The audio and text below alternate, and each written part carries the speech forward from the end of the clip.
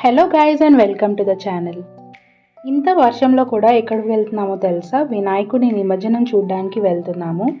ఈ సంవత్సరమే కాదు, మేము ప్రతి సంవత్సరం కూడా ఇలాగే వెళ్తూ ఉంటాము. పెళ్ళి కాకముందు మా మమ్మీ, నేను, మా ఫ్రెండ్స్ అందరం కలిసి ట్యాంక్ బండ్ దగ్గర చూడడానికి వెళ్ళే వాళ్ళము. చాలా రకాల విగ్రహాలు వస్తూ ఉంటాయి కదా, చాలా బాగుంటుంది చూడడానికి.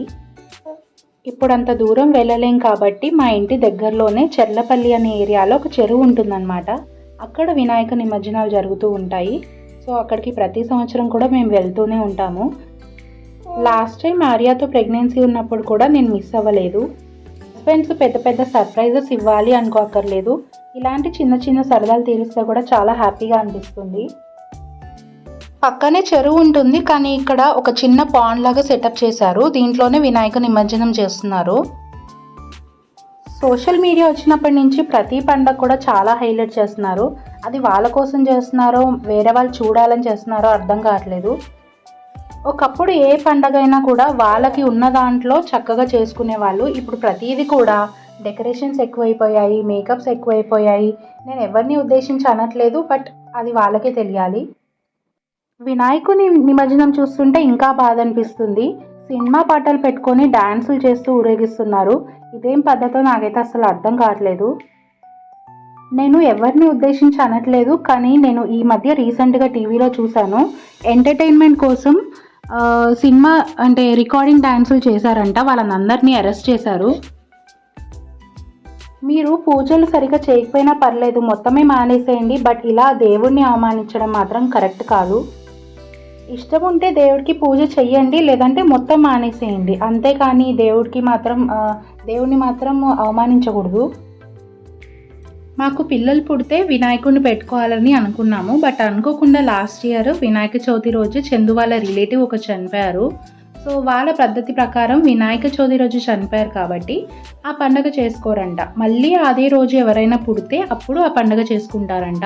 ఇలాంటి ట్రెడిషన్ మీలో ఎవరికైనా ఉంటే కామెంట్ చేయండి. నాకు చందుకి చాలా సిమిలారిటీస్ ఉన్నాయి. ఇలా నేచర్ని ఎంజాయ్ చేయడం కానీ, ఇలాంటి పండుగలు చూడడం కానీ, ఇలాంటివంటే మాకు చాలా ఇష్టము. పిల్లలు పుట్టకముందు కూడా మేము ఇలాగే ఎంజాయ్ చేసాము. ఇప్పుడు కూడా మా పిల్లల్ని తీసుకెళ్ళి ఇలాగే అన్నీ చూస్తూ ఉన్నాము. లైఫ్ చాలా చిన్నది. ఒకరితో కంపారిజన్ చేసుకోకుండా మనకి ఉన్న దాంట్లోనే అన్నీ కూడా హ్యాపీగా అనుభవిస్తూ ఉండాలి. చాలా ముఖ్యమే, నేను ఒప్పుకుంటాను. బట్ దానికోసం రిలేషన్షిప్స్ పాడు చేసుకునే అంత వరకు కూడా వెళ్ళకూడదు.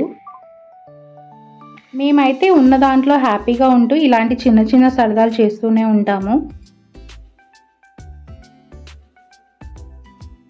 Twinkle twinkle little star, Ganesh Bappa super star.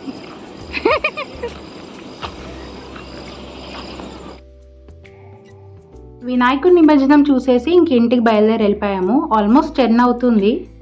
అయినా కూడా మేము ఇంకా బయటే ఉన్నాము. మా పిల్లలు కూడా భలే సహకరిస్తారు.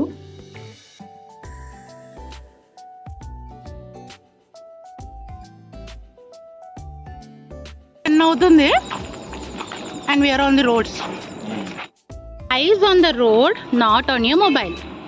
నైస్.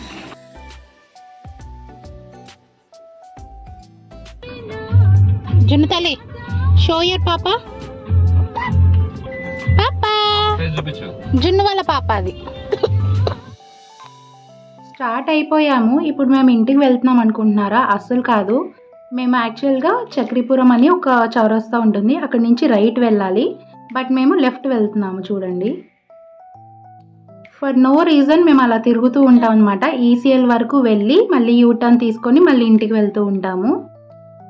ఒక్కోసారి ఎర్లీ మార్నింగే మాకు మేలుకు వచ్చేస్తుంది కదా, అప్పుడు కూడా సరదాగా ఇలా వెళ్ళి 5 o'clock అక్కడ కుషాయిగూడ అని ఉంటుంది, అక్కడ మేము కాఫీ అలా తాగేస్తూ ఉంటాము.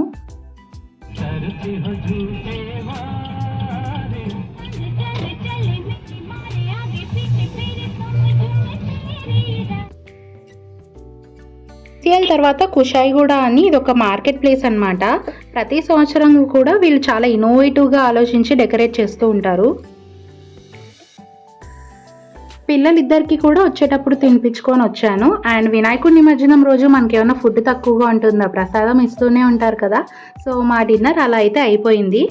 అండ్ ఇక్కడి నుంచి మా ఇంటికి ఇంకా వెళ్ళిపోతున్నాము. ఈ మధ్య ఆర్యతో వీడియోస్ చేయడానికి అస్సలు కుదరట్లేదు. ఇక నుంచి కొంచెం వీడియోస్ రెగ్యులర్గా చేయడానికి ట్రై చేస్తాను.